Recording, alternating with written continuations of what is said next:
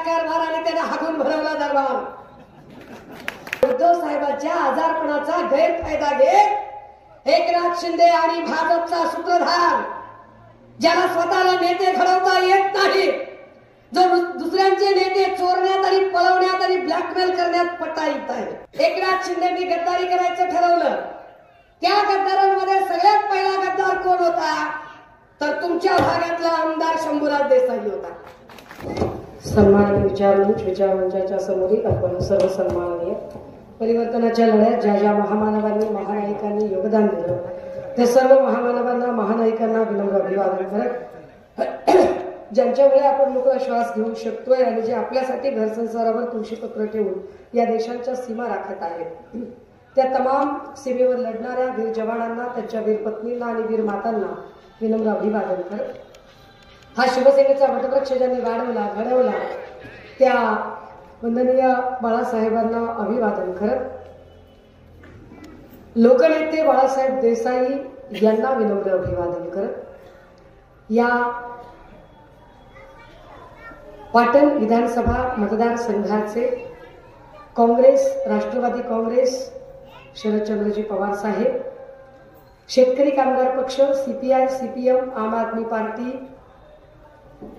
यासोबतच समाजवादी पार्टी आणि सर्व समविचारी पक्ष संघटनांचे, महाविकास आघाडीचे एकमेव हा शब्द फार महत्वाचा आहे माझ्यासाठी, एकमेव अधिकृत उमेदवार श्री हर्षद कदमजी यांच्या प्रचारासाठी एकत्रित आलेले मंचावरील सर्व काँग्रेस, राष्ट्रवादी काँग्रेस, शरदचंद्रजी पवार साहेब, तद्वतच शिवसेना उद्धव बाळासाहेब ठाकरे पक्ष, शेतकरी कामगार पक्ष, सीपीआय, सीपीएम या सर्व पक्षांचे सन्माननीय पदाधिकारी, मंचाच्या समोरील आपण सर्व सन्माननीय सर्व डिजिटल तथा प्रिंट माध्यमांचे मान्यवर प्रतिनिधी, भावांनो आणि बहिणींनो, पुढे 2 सभा आहेत आणि सायलेन्सर बिघडले प्रचार करून करून, त्यामुळे आपण जरा आवाज समजून घ्याल. मी फार इथे लांबलचक भूमिका मांडण्याचं काही कारण नाही.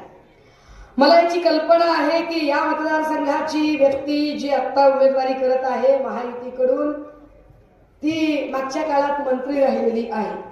मंत्रिपदाचा कार्यकाळ काय होता, कारभार काय होता तेही आपल्या सगळ्यांनी बघितलेलं आहे.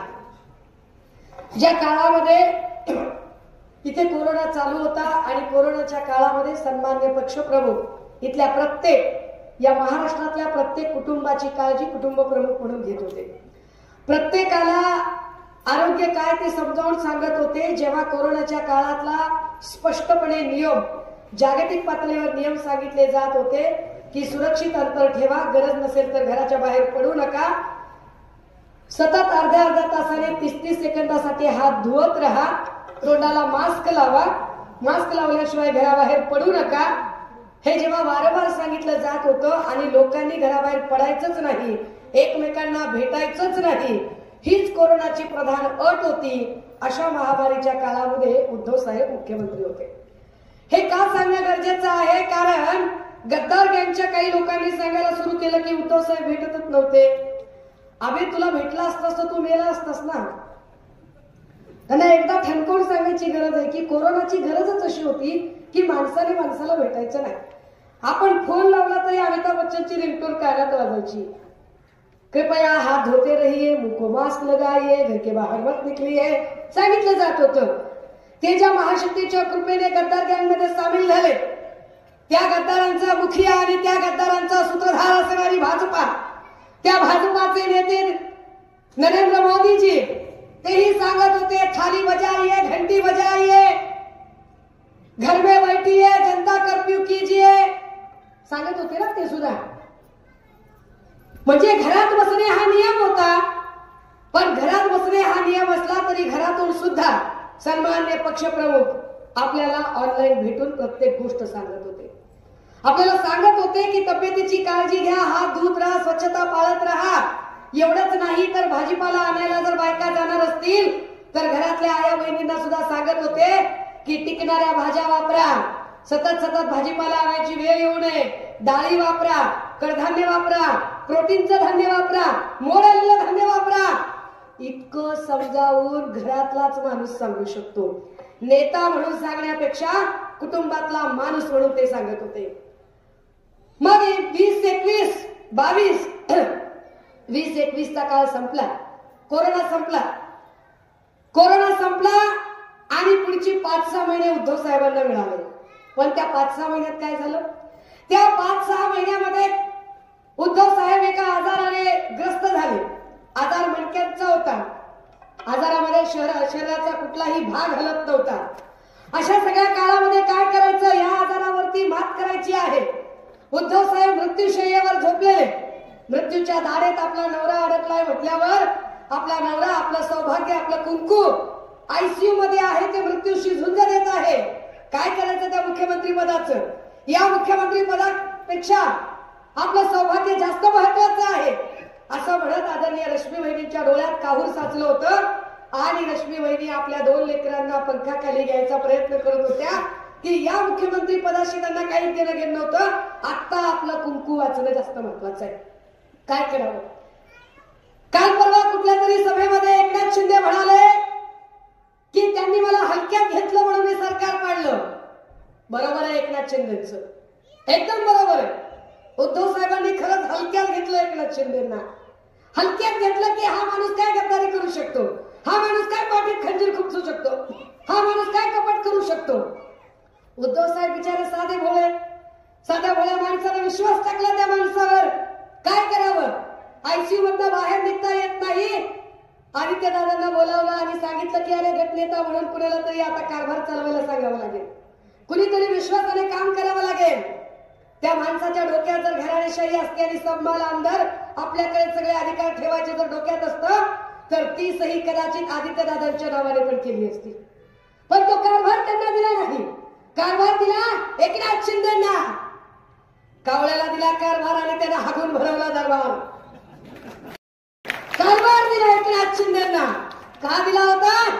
कारण साहेबांना असं वाटलं की अरे रिक्षा चालवायला आला होता बिचारा गावात. रिक्षा चालवणं वाईट काम नाही, रिक्षा चालवणं हे चांगलं काम आहे. कोणतंच काम वाईट नाही, प्रत्येक काम कष्टाचं काम आहे. चोरी करण्यापेक्षा कष्ट करून खाणं कधीही चांगलं आहे. त्यामुळे कुणी कष्ट करून जगत असेल तर त्याचा सन्मान केला पाहिजे. उद्धव साहेबांनी सन्मान केला. शाखा प्रमुख केलं, शिवसैनिकांनी शिवबंधन बांधलं, शाखा प्रमुख केलं, गटप्रमुख केलं, नगरसेवक केलं, गटनेता केलं, महापौर केलं, आमदार केलं, नगर विकास मंत्री केलं. आणि नगर विकास मंत्री केल्यानंतर मुख्यमंत्री म्हणून मृत्यूशी झुंज देत असताना कारभार कोणाला चालवायला द्यायचा तर एकनाथ शिंदेच्या हातात कारभार दिला. पण काय केलं लोकांनी? हलक्यात घेतलं ना की हा कशाला गद्दारी करेल. बरोबर एकनाथ शिंदेचं हलक्यात घेतलं. उद्धव साहेबांना वाटलंच नाही की हा गद्दारी करू शकतोय म्हणून. पण उद्धव साहेबांच्या आजारपणाचा गैरफायदा घेत एकनाथ शिंदे आणि भाजपचा सूत्रधार, ज्याला स्वतःला नेते घडवता येत नाही, जो दुसऱ्यांचे नेते चोरण्यात आणि पळवण्यात आणि ब्लॅकमेल करण्यात चाणक्य कुणाला म्हणतात? देवेंद्र फडणवीसांनी स्वतःला चाणक्य म्हणून चाणक्य शब्दाचा अपमान करू नये. कारण चाणक्य शब्द त्यांना कळत नाही. चाणक्य त्याला म्हणतात जो नेते घडवत असतो. बाळासाहेब चाणक्य होते. बाळासाहेबांनी अनेक नेते घडवले. बाळासाहेबांनी अनंतराव अडसुळांना घडवलं, चंद्रकांत खैरेंना घडवलं, नारायण राणेला घडवलं, राज ठाकरेंना घडवलं, उद्धव ठाकरेंना घडवलं. बाळासाहेबांनी नेते घडवले. पवारसाहेब चाणक्य आहेत, त्यांनी नेते घडवले. पवार साहेबांनी दिलीप वळसे पाटील असतील, हसन मुश्रीफ असतील किंवा इकडचे त्यांचे आत्ताचे उपमुख्यमंत्री अजित पवार असतील, असे असंख्य नेते पवार साहेबांनी घडवले. देवेंद्र फडणवीसांनी कुणाला घडवलं? देवेंद्र फडणवीसांनी माणसं घडवली नाही. देवेंद्र फडणवीसांनी माणसं चोरली, माणसं पळवली. ईडी आणि सीडीची भीती दाखवून एक एक माणूस किडनॅप करून ब्लॅकमेल करून गेला. त्या देवेंद्र फडणवीसांशी हात मिळवणी करत एकनाथ शिंदेनी गद्दारी करायचं ठरवलं. त्या गद्दारांमध्ये सगळ्यात पहिला गद्दार कोण होता? तर तुमच्या भागातला आमदार शंभूराज देसाई होता. हे मी सांगितलं नाही, आचारसंहितेच्या कॅमेरे आम्ही रेकॉर्ड कर. हे मी सांगितलं नाही. फॉर्म भरायला आल्यावर, शंभूराज देसाईचा फॉर्म भरायला आल्यावर स्वतः घटनाबाह्य गद्दारी करून मुख्यमंत्री झालेल्या एकनाथ शिंदेनी ते सांगितलं की मी सुरतला निघालो तर माझ्या आधी सगळ्यात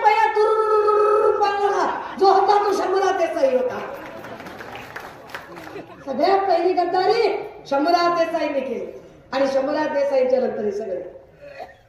या सगळ्या गद्दार लोकांना हे सांगावं लागेल की तुमची गद्दारी महाराष्ट्रात चालत नाही. हर्षद कदमची उमेदवारी हर्षद कदमला फक्त आमदार करायचं एवढ्यापुरती मर्यादित नाही. हर्षद कदमची उमेदवारी यासाठी महत्वाची आहे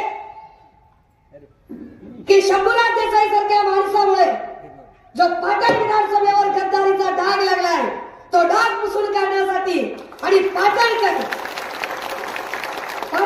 गद्दारांना अजिबात ताकद देत नाहीत. पाटणकर गद्दारांच्या सोबत नाही तर पाटणकर स्वाभिमानी खुद्दारांच्या सोबत असतात हे सांगण्यासाठी म्हणून इथं मशाल पेटणं गरजेचं आहे. का गरज वाटते इथं महाविकास आघाडीचं सरकार आणण्याची? काय गरज आहे बदल करण्याची? राजे हो, शेतमालाच्या भावाचं काय झालंय आणि काय नाही तुम्ही सगळेजण बघताय. मी तर कोरडवाहू शेतातला माणूस आहे. आमच्याकडे 4800चा भाव होता तेव्हा देवेंद्र फडणवीस सांगत होते 6000 भाव करतो. आता आमची परिस्थिती अशी आहे 3100 सोयाबीन चाललंय आमचं. 3100 इकडं एकरी बॅग मागचा खर्च 3300 आहे आणि आम्हाला उत्पन्नात मिळतात 3100 रुपये. इतकी आमची वाईट अवस्था आहे. म्हणजे जर आमच्या सोयाबीनला भाव दिला असता, कापसाला दिला असता, उसाला दिला असता तर तुम्हाला आम्हाला 1500 द्यायची गरज पडली नसती. आमच्या शेतमालाला जरी भाव मिळाला असता आणि आमच्या लेकरांना नोकऱ्या जरी मिळाल्या असत्या तरी ते भरपूर होतं, पण ते केलं नाही. मंत्रालयात मंत्री काय पद्धतीचे भरले. एका तरी मंत्र्याला आपलं काम नीट करता यावं. अरे कोरोनाच्या काळातही एका दवाखान्यात इतके बल्कने मृत्यू झाले नाही जितके बल्कने मृत्यू कोरोना संपल्यानंतर झाले. कोरोना संपून गेल्यानंतर तानाजी सावंतांना आरोग्यमंत्री केलं आणि तानाजी सावंत आरोग्यमंत्री असताना कळवा ठाण्यामध्ये एका रात्रीमध्ये तब्बल 32 मृत्यू झाले. एका रात्रीमध्ये नांदेडला 28 मृत्यू झाले. एका रात्रीमध्ये संभाजीनगरच्या घाटीला 14 मृत्यू झाले. ज्या माणसाला हत्तीपाय नावाचा रोग डास चावल्याने होतो का दूषित पाण्याने होतो हे सुद्धा कळत नाही, ज्याला धरण खेकड्यांनी फोडतात का कसं फुटतं हे माहित नाही, असा माणूस आरोग्यमंत्री केला. ज्याला रुग्ण कळत नाही, कुळव कळत नाही, दांडा कळत नाही, आऊत कळत नाही, जोत कळत नाही, दुबार पेरणी कळत नाही, धूळ पेरणी कळत नाही, खतांचं 15-85 किंवा 15-15-15चं किंवा 35-35-35चं ज्याला प्रमाण कळत नाही असा माणूस कृषी मंत्री झाला. आणि एक्साईजचं खत नाही. एक्साईज कशाला म्हणतात राजे हो? अरे दारू, तंबाखू, विडी, सिगारेट, गुटखा या गोष्टींवर जो नियंत्रण आणतो तो असतो राज्य उत्पादन शुल्क खात्याचा मंत्री. राज्य उत्पादन शुल्क खात्याच्या मंत्र्याने दारू, तंबाखू, विडी, सिगारेट, गुटखा अशा सगळ्या अंमली पदार्थांवर कंट्रोल ठेवायचा असतो. ते खातं होतं शंभूराज देसाईकडे आणि शंभूराज देसाई सभागृहात काय करतोय? याच सगळ्या चॅनलवाल्यांनी व्हिडिओ दाखवले. याच सगळ्या चॅनलवाल्यांनी शंभूराज पुढच्या अब्दुल सत्ताराला तंबाखू मागतानाचे व्हिडिओ दाखवले. ते शंभूराज देसाई.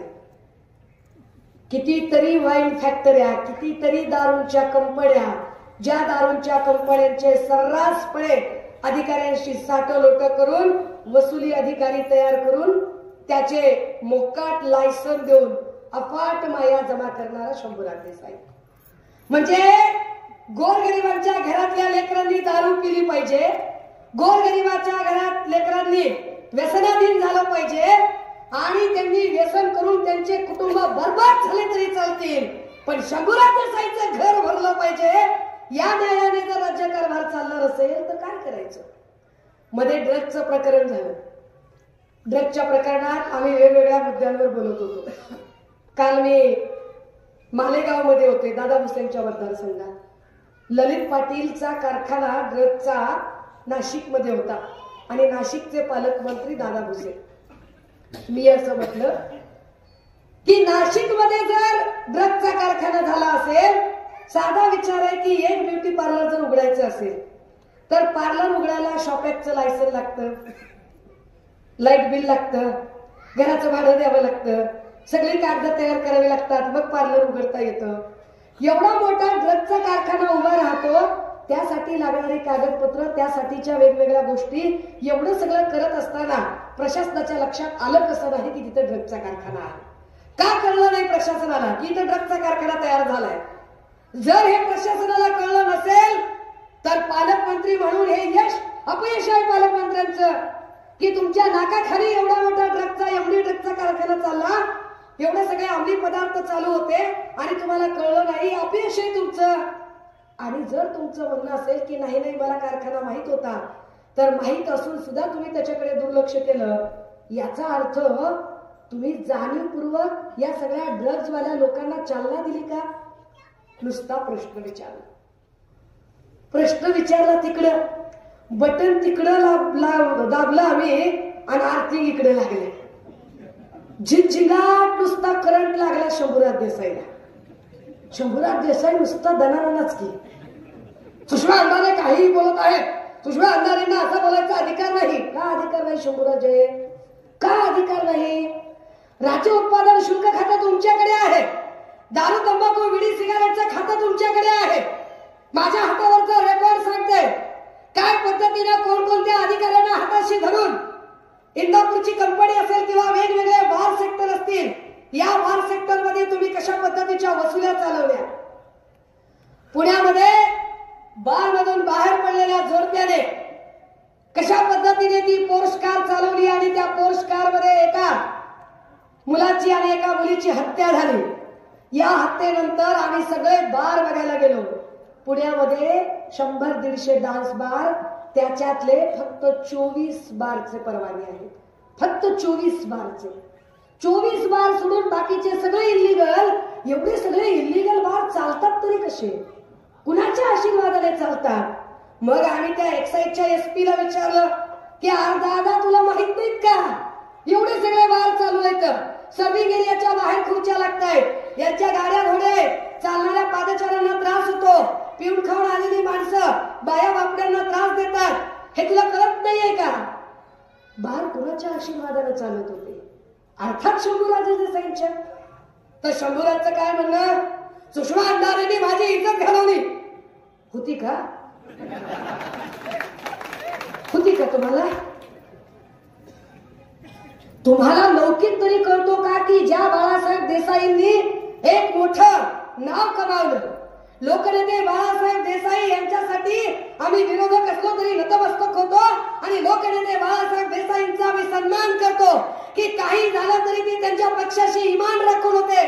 पण त्या बाळासाहेब देसाईंच्या पोटाला तुमच्यासारख्या गद्दार अवलादी जर जन्माला येत असतील तर तुम्हाला तुमची जागा दाखवली पाहिजे आणि तुम्हाला सांगितलं पाहिजे की तुमच्यामुळे लोकनेते बाळासाहेबांना डाग लागलेला पाटणकरांना आवडणार नाही. इथल्या पाटणच्या जनतेला ते अजिबात आवडणार नाही, हे सांगितलं पाहिजे. म्हणाले मी आता सुषमा अंधारेवर अब्रू नुकसानीची नोटीस टाकतो. तुमची आबरू सगळ्या महाराष्ट्रात जी दिवेशीवर टांगली गेली आहे ती आधी बघा. विरोधकांनी प्रश्न विचारल्यावर त्याची उत्तर देण्याच्या ऐवजी त्यांच्यावरती नोटिसा पाठवणं बंद करा. त्या नोटिसा पाठवल्याने जर सुषमा अंधारे घाबरते असं वाटत असेल तर उठा, जागे व्हा, भ्रमातनं बाहेर निघा. सुषमा अंधारे गेली 20 वर्ष चळवळीत काम करते आणि 20 वर्ष चळवळीत काम करताना कुणाच्या बापचा 1 रुपया खाल्लेला नाही. त्यामुळे मी तुमच्यासारखी निंदी नाही, गद्दार नाही, मी तुमच्यासारखी झुकणाऱ्यांपैकी नाही. मी टिट फॉर टॅट तुम्हाला उत्तर देणारी आहे. त्यामुळे शंभूराज देसाईंची कदाचित आमच्या नजरेला नजर ठेवायची हिंमत नसेल, पण शंभूराज तुमच्या मतदारसंघात येऊन तुम्हाला ललकारण्याची हिंमत आम्ही ठेवतो आम्ही ती हिंमत ठेवतो, ती ताकद ठेवतो आणि म्हणून इथं येऊन आम्ही ललकारू शकतो. सत्यजित पाटणकरांकडून आम्हाला अपेक्षा होत्या की सत्यजित पाटणकर एक चांगला आणि या लोकांच्यासाठीचा उपकारक निर्णय घेतील. विकासावर फार बोललं जाते, पण हे सगळं विकासावरची मांडणी करत असताना आजपर्यंत देसाई घराण्यालाही सत्ता मिळाली होती आणि पाटणकर घराण्यालाही सत्ता मिळाली होती. देसाई घराणा 28 वर्ष सत्तेत, पाटणकर घराणा 20 वर्ष सत्तेत, पण तरीही दोघे एकमेकांना विकासाचे प्रश्न विचारायला लागले. म्हणजे काय? तुम्ही इथल्या जनतेला वेड्यात करता का? सत्यजित पाटणकरांनी एक दिशाभूल करण्याचा प्रयत्न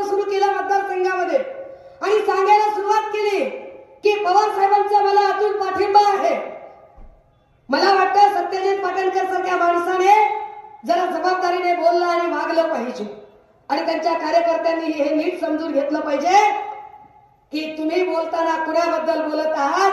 महाविकास आघाडीचे शिल्पकार असणाऱ्या शरदचंद्रजी पवार साहेब वय वर्ष 84 या माणसाच्या विश्वासार्हतेबद्दल तुम्ही शंका निर्माण करायचा प्रयत्न करताय, जे अत्यंत चुकीचं आहे. आम्ही पवार साहेबांच्या संबंधाने आम्ही जयंतराव पाटील आणि सुप्रियाताई सुळे यांना विचारलं की अशा पद्धतीने सत्यजित पाटणकरांनी प्रचार सुरू केलाय, काय खरं काय खोटं आम्हाला कळलं पाहिजे. महाविकास आघाडीचा धर्म तुम्ही पाळणार आहात का नाही. महाविकास आघाडीचा धर्म म्हणून इथे महाविकास आघाडीचे अधिकृत उमेदवार जर हर्षद कदम उभे केले असतील तर सत्यजित पाटणकर कोणत्या आविर्भावात बोलत आहे. आणि त्या सगळ्यांनी सांगितलं की तुम्ही पाटणमध्ये जाऊन पाटणच्या जनतेला हे आवर्जून सांगा की आमचा आणि सत्यजित पाटणकरांचा अजिबात संबंध नाही. सत्यजित पाटणकर दिशाभूल करत आहेत आणि सत्यजित पाटणकर हे पवार साहेबांच्या नावाची बदनामी करण्याचा प्रयत्न करत आहेत. राष्ट्रवादी काँग्रेसचा आणि सत्यजित पाटणकरांचा अर्थार्थी कसलाही संबंध येत नाही. पूर्ण राज्यामध्ये काँग्रेस असेल, राष्ट्रवादी काँग्रेस असेल, शिवसेना, उद्धव बाळासाहेब ठाकरे पक्ष असेल, हे सगळे ताकदीने आणि एका जीवानं महाविकास आघाडी म्हणून लढत आहेत. त्यामुळे त्यांनी सुद्धा हा संभ्रम निर्माण करण्याचा प्रयत्न करू नये. राजे हो, या मतदारसंघाचा सगळ्यात महत्वाचा प्रश्न हा बेरोजगारीचा प्रश्न आहे. 60-70 हजार लोकसंख्या आज बाहेर मायग्रेट झालेली आहे. आपल्यातले कित्येक जण ऐरोली असेल, घनसावली असेल किंवा अणुशक्ती नगर असेल, अशा वेगवेगळ्या भागात जाऊन आता स्थिर झाले. का जावं लागलं? का या लोकांना आपलं घरदार सोडावं लागलं? का ही लोक रानमाळ झाली? का या लोकांना जिथे आपली नाळ पुरली तो गाव सोडावा लागला? शंभूराज देसाई सारख्या माणसांनी विकास केला असता तर ही माणसं इथं थांबली असती. इथं MIDC उद्योगधंदे आले असते तर ही माणसं इथं उद्योगधंद्यासाठी थांबली असती. पण इथं उद्योगधंदे आलेच नाही. इथं उद्योगधंदे येण्यापेक्षा फक्त आणि फक्त टक्केवारी आणि दलालीचं राजकारण आलं. आपल्यातल्याच मिसळून न फुटलेल्या छपऱ्या छुपऱ्या टपऱ्यांना करोड रुपयाचे कॉन्ट्रॅक्ट द्यायचे आणि त्यांनाच मोठं करायचं. जो जी हुजूर करतो, जो समजा जर शंभूराजने जर विचारलं, बोल रे रेडा दूध देतो का, तर जो म्हणतोय साहेब साहेब देतो साहेब, 2 लिटर काय साहेब 4 लिटर देतो, त्याला 50 लाखाचं काम. आणि जो म्हणेल काय बोलतो साहेब, हो सगळेच रेडे दूध देतात, चरवी हातात घेतोय, सांगा कोणत्या रेड्याचं काढायला जाऊ, त्याला लगेच 1 करोडचं काम. जे कुणी जी हुजरेगिरी करतात असे हुजरेगिरी आणि मुजरेगिरी करणाऱ्यांचा एक कंपू इथं शंभूराजने तयार केला. मला असं वाटतं की तुमच्यासारखी माणसं स्वाभिमानी राजकारण काय आहे ते ओळखतील. मला कल्पना आहे की हर्षद कदम नवीन आहे.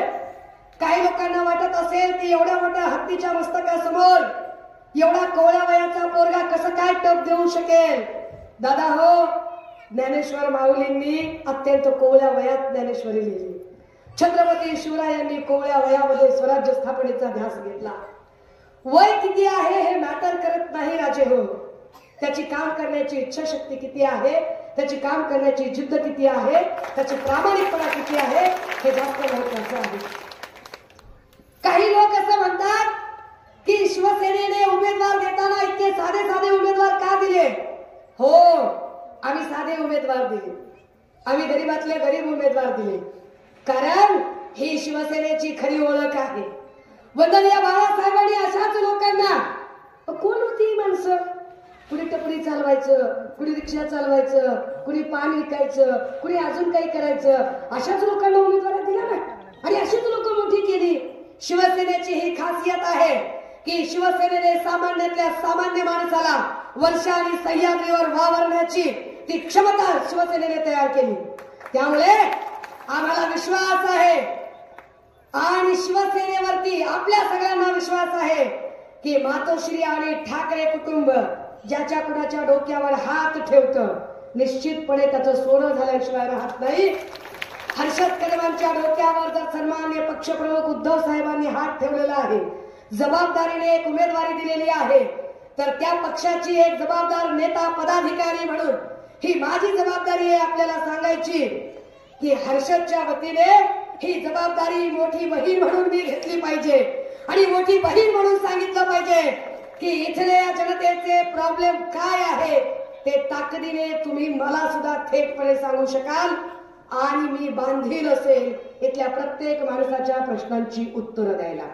मी बांधील असेल इथल्या प्रत्येक माणसाचा प्रश्न सोडवायला. मी बांधील असेल इथल्या प्रत्येक लेकी बाळींचा प्रश्न समजून घ्यायला. आपण सगळेजण ताकदीने हर्षद कदम यांच्या पाठीशी उभे राहाल आणि येणाऱ्या 20 तारखेला मशाल. मला ही कल्पना आहे बरं का, काही लोकांची तर प्रचंड इच्छा आहे सोबत यायची, परंतु शंभूराजची गुंडागर्दी, दडपशाही, दहशत, एखादा दिसला रॅली की लगेच त्याचा फोटो काढायचा. त्याला फोटो त्याचा दिसला, हे ह्याचा ऊस वाळू द्या रे, ह्याचा ऊस कारखान्याला घेऊ नका, घ्या रे त्याला कोपच्यात, टाका 353, टाका 354. हे आमचे सगळे पोलीस भाऊ काय करतील बिचारे? एखाद्यावर एफआयआर करायची का नाही यांना शंभूराजला विचारावं लागतं. शंभूराजने सांगितल्याशिवाय हे एफआयआर करूनच घेत नाहीत. त्यांनी सांगितलं की निर्दोषावर एफआयआर, त्यांनी नाही सांगितलं तर गुन्हेगाराला सुद्धा वाचवण्यासाठी सगळं पोलीस स्टेशन तत्पर. ही सगळी कार्यपद्धती. त्यामुळे खूप लोकांची इच्छा असून ते उघडपणे येत नाही. परंतु संपूर्ण तालुक्यातला जर अंडर करंट बघितला तर तो अंडर करंट सांगतो की या दोघांनाही आम्ही ओळखून आहोत. फक्त आणि फक्त शंभूराज देसाई निवडून येण्यासाठी, त्याला जिंकून देण्यासाठी सत्यजित पाटणकर बंडखोरीचा आव आणतायत. पण ही बंडखोरी नसून ते शंभूराज देसाईंना मदत करण्यासाठी उभे आहेत. त्यामुळे आम्ही दोघांच्याही नादाला लागणार नाही. आम्ही आमचा तिसरा पर्याय हर्षद कदम यांच्या पाठीशी उभे राहू. असे लोक जेव्हा ठामपणे सांगतात तेव्हा विश्वास मिळतो. मी 2 दिवसापूर्वी कराडला गेले होते पृथ्वीराज बाबांकडे. तेव्हा मला पृथ्वीराज बाबा तिथे सांगत होते की ताई, वरच्या वातावरणाकडे जाऊ बघू नका. वरवर तुम्हाला दहशतीमुळे लोक बाहेर येताना दिसणार नाही, परंतु मला जे आयबीचे इनपुट मिळत आहे, मला जो खात्याचे जे रिपोर्ट मिळत आहे, त्या रिपोर्टनुसार या तालुक्यामध्ये निश्चितपणे हर्षद कदम जिंकत आहे. हे पृथ्वीराज बाबा तिथे बसून सांगताय की ताई इथे हर्षद कदम आघाडी घेत आहेत. माय मावळ्यांनो, तुम्हा सगळ्यांना ही विनंती असेल, आपल्या लेकीबाळींच्या सुरक्षेसाठी, शेतमालाच्या हमी भावासाठी आता महाविकास आघाडीने जाहीरनाम्यात सांगितलंय, महालक्ष्मी समृद्धी योजनेअंतर्गत सत्ता आल्यानंतर ते अर्ध तिकीट काय म्हणतात, इथे महिलांना पूर्ण प्रवास मोफत असेल. तुम्ही काय 3,000चं सांगताय? महाविकास आघाडी सत्तेत आल्यावर महालक्ष्मी योजनेअंतर्गत 3,000 रुपये बायकांच्या खात्यात असतील. हे सगळं जे सांगितलं जातं हे फार महत्वाचं आहे. आपण त्या सगळ्या जाहीरनाम्याचा विचार कराल आणि तुमचा भाऊ म्हणून, तुमचा मुलगा म्हणून, तुमचं लेकरू म्हणून तुम्ही हर्षद कदम यांना आशीर्वाद दे. किती नंबरला बटन आहे? 2 नंबरला बटन नाही भारी मिळाली. म्हणजे इथल्या 2 नंबरचे धंदे करणाऱ्या माणसाला जर गपगार बसवायचा असेल, काय 2 नंबरचे धंदे करणाऱ्या माणसाला जर गपगार करायचं असेल तर 2 नंबरचं बटन कचकटून दाबायचं, फक्त आठवायचं. आमचं लेकरू मुंबईला पुण्यापायी गेला, तू धंदा दिला नाहीस म्हणून दाब मशालीचं बटन. फक्त विचार करायचा, आमच्या लेकरावर खोटी केस कुणी टाकली, 100 दाब मशालीचं बटन. डाळीचा भाव किती वाढला, दाब मशालीचं बटन. तेल कितीने वाढलं, दाब मशालीचं बटन. सगळीकडे नुसती पेटी उघडली की मशाल मशाल आणि मशाल दिसली पाहिजे सगळीकडे. आपण सगळ्यांनी येणाऱ्या 20 तारखेला मशाल या चिन्हावर शिक्कामोर्तब करून हा विजय सुकर करावा ही पुनश्च एकदा विनंती करते. आणि हो, कुणाच्याही भावना दुखावण्याचा माझा अजिबात हेतू नव्हता, पण माझ्या बोलण्यामुळे जर शंभूराज देसाई आणि त्यांच्या खबऱ्यांच्या भावना दुखावल्या गेल्या असतील तर 30 आणि हाफ बिर्याणीवाल्या सगळ्या खबऱ्यांनी नीट लक्षात ठेवायचंय. नीट भाषण रेकॉर्ड करायचं, त्याला नीट ऐकवायचं, इतकं चांगलं ऐकवायचं की अख्खा बारचा स्टॉक त्याने एका दिवसात संपला पाहिजे. त्यांच्या एवढं नीट भाषण ऐकवायचं सुषमा अंधारे घाबरत नाही, कुठल्याच नोटिशीला कुठल्याच केसला घाबरत नाही. काय नोटीस आणि काय केस करायचंय, जिथं उजडायचंय तिथं उजडू दे. ताकदीनं पुन्हा एकदा सांगते, जे मल्हारपेठमध्ये सांगितलं तेच. काहीही झालं तरी यावेळी शंभूराज देसाईला गुलाल लागणार नाही म्हणजे नाही. यावेळेला पाटण तालुक्यात मशाल पेटणार म्हणजे मशालच पेटणार. लढणार आणि फिरणार फक्त मशाल पेटणार. थांबते, रजा घेते. जय हिंद, जय महाराष्ट्र. काही धन्यवाद. यानंतर आभार शशी या ठिकाणी आपल्या उमेदवारांचे विनंती